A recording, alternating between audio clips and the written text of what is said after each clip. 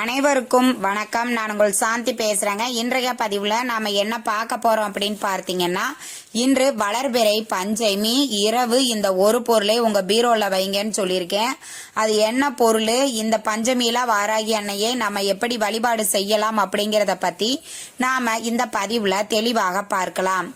இன்றைய தினம் அப்படிங்கிறது மிக மிக சக்தி வாய்ந்த நாள்.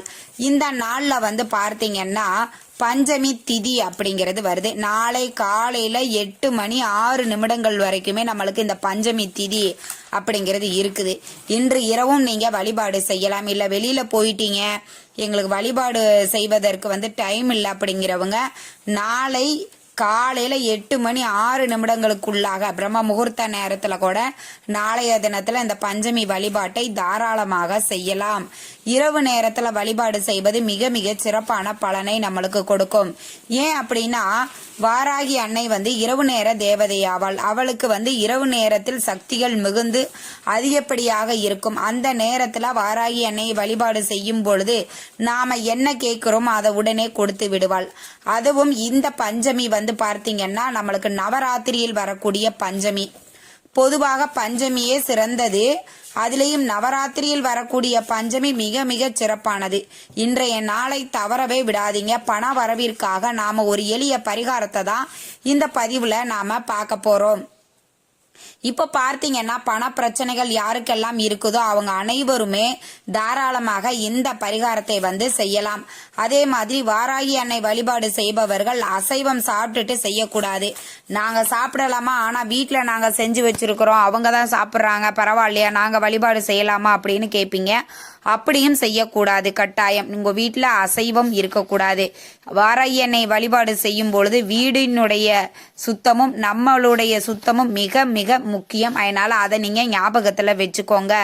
நாம ஏற்கனவே வாராகி அன்னையை எப்படி வழிபாடு செய்யணும், என்ன ஒரு பிரச்சனைகள் தீர்வதற்கு பரிகாரங்கள் என்ன அப்படிங்கிறத பத்தி நான் தனியா ஒரு பதிவு கொடுத்துருக்கிறேன். பார்க்காதவங்க அதையும் செக் பண்ணி பாருங்க.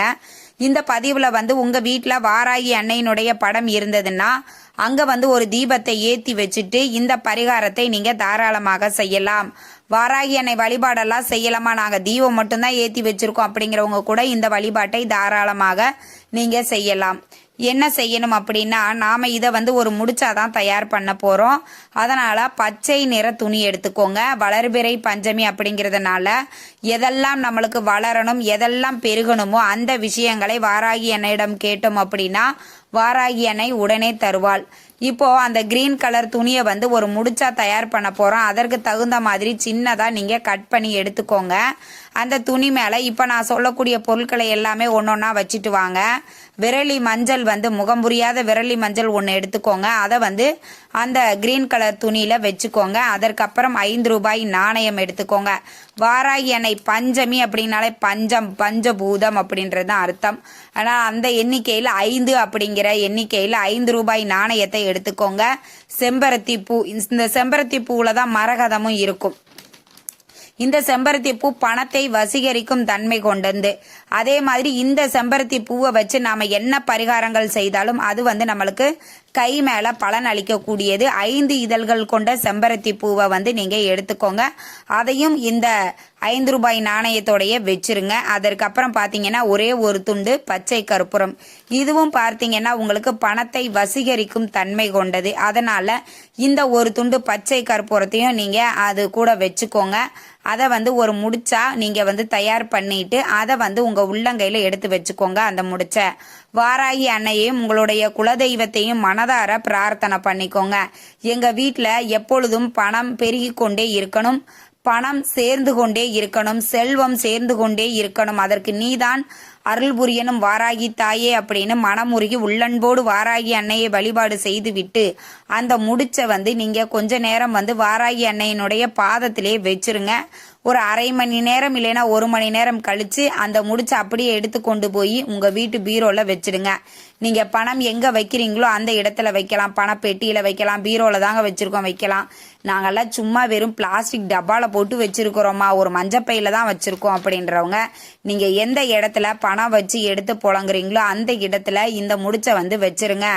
இது பணத்தை வந்து உங்களுக்கு அதிகப்படியாக உங்களுடைய வாழ்க்கைக்கு ஏற்ற முறையில் எந்தெந்த வகையிலெல்லாம் உங்களுக்கு பண வரவு வந்து வர முடியுமோ அந்தந்த வகையிலெல்லாம் பண வரவை ஏற்படுத்தும். இப்போ ஒரு பிஸ்னஸ் பண்ணுறீங்க அப்படின்னா புதிய கஸ்டமர் மூலம் பணம் அதிகரிக்கும். ஒரு தொழில் வந்து செய்கிறீங்க அப்படின்னா அந்த தொழிலில் முன்னேற்றம் ஏற்படும். அதன் மூலமாக உங்களுக்கு பண வரவு அதிகரிக்கும். அதே மாதிரி பார்த்தீங்க அப்படின்னா ஒருத்தர்கிட்ட வேலை செய்கிறீங்க அப்படின்னா அந்த வேலை செய்யக்கூடிய இடத்துல ப்ரமோஷன், இன்க்ரிமெண்ட் அது மாதிரி வந்து உங்களுக்கு வந்து பணம் வந்து அதிகரிக்கும். இது மாதிரி உங்கள் வாழ்க்கை முறை எப்படியோ அந்த வழக்கப்படி வந்து பார்த்தீங்கன்னா உங்களுக்கு பணம் வந்து அதிகரிக்க தொடங்கிவிடும். அதிலேயும் நவராத்திரியில் வரக்கூடிய இந்த பஞ்சமி அப்படிங்கிறது மிக மிக விசேஷமானது. இந்த பஞ்சமி திதியில நாம என்ன கேட்டாலும் வாராகி அன்னை தருவாள். வளர்பிறை பஞ்சமியாக இருப்பதினால் பணம் சம்பந்தப்பட்ட பிரச்சனைகள்ல கஷ்டப்பட்டுக்கிட்டு இருக்கிறவங்க அனைவருமே இந்த ஒரு எளிய பரிகாரத்தை செய்யுங்க. வெறும் செம்பருத்தி பூ மட்டும்தாங்க நாம இதற்கு பயன்படுத்த போறோம். மற்ற எல்லாமே நம்ம வீட்டில் இருக்கக்கூடிய பொருட்கள் தான். அதனால இதை வந்து தாராளமாக எல்லாருமே செய்யலாம். அதே மாதிரி பார்த்தீங்க அப்படின்னா நம்மளுடைய சேனல்ல பரிகாரங்கள் பார்த்தீங்கன்னா எல்லாராலையும் செய்யக்கூடிய எளிமையான வகையில தான் நான் வந்து இந்த பரிகாரத்தை வந்து சொல்றேன். அதனால இதை வந்து எல்லாருமே செஞ்சு பயன்பெறுங்கள். பணவரவுல மிகப்பெரிய ஒரு மாற்றத்தை ஏற்படுத்துங்க.